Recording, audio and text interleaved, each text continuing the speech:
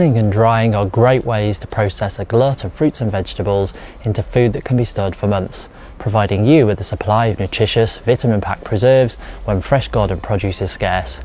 In this video, we'll take you through some of the most common ways to preserve your garden fruits and vegetables. Jams and jellies can be made from fruit such as raspberries, blackcurrants or apples, or even food foraged from the wild like brambles, elderberries or rosehips. Jams and jellies rely on how much pectin the fruit naturally has in it in order to set. Fruits with little pectin can be combined with other fruits that have lots, or pectin or specialist preserving sugar containing pectin can be added.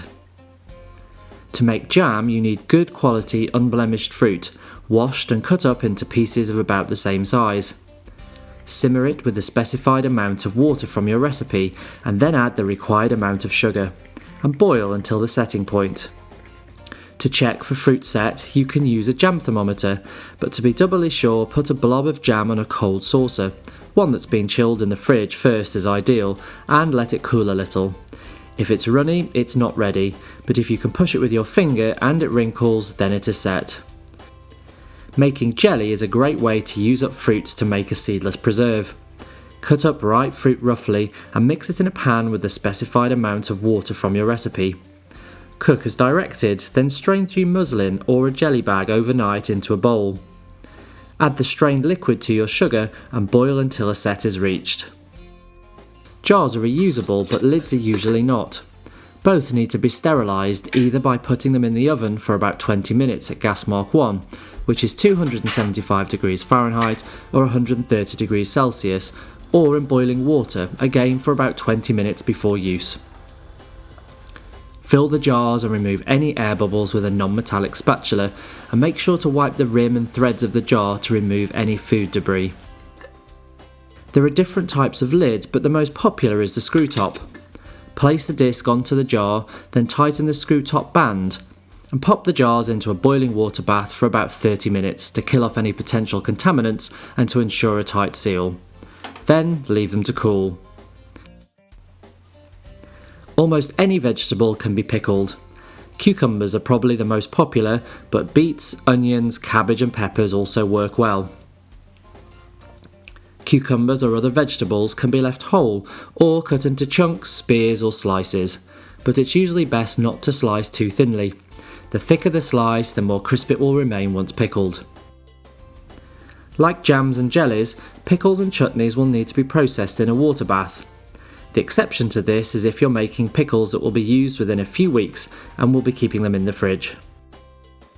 Chutney is usually made using a mix of vegetables and fruit, washed, cleaned and chopped into small pieces to make it easy to spread. It's useful for using up vegetables such as green tomatoes or onions. What could be better than a caramelised red onion chutney paired with a good quality sharp cheddar and some rustic oat cakes? Near the end of the cooking, you can test to see if your chutney is ready by making a channel with your spoon in the mixture. If it doesn't backfill with the mixture, it's ready.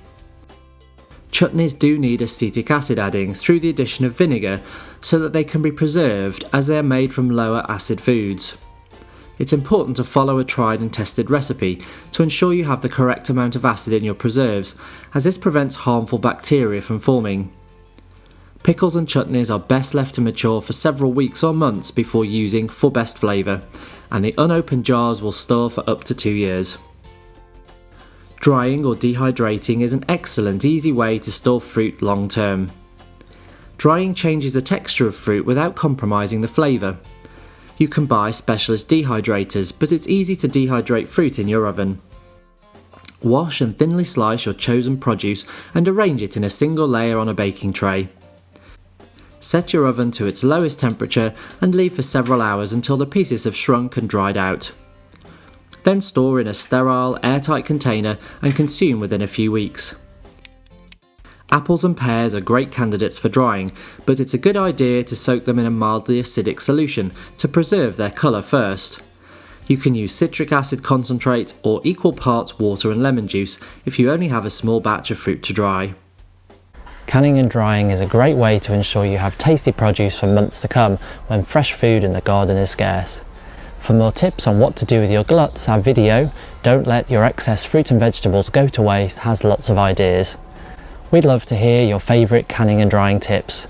You can share them by leaving a comment in the box below and click the subscribe button to receive more great gardening videos.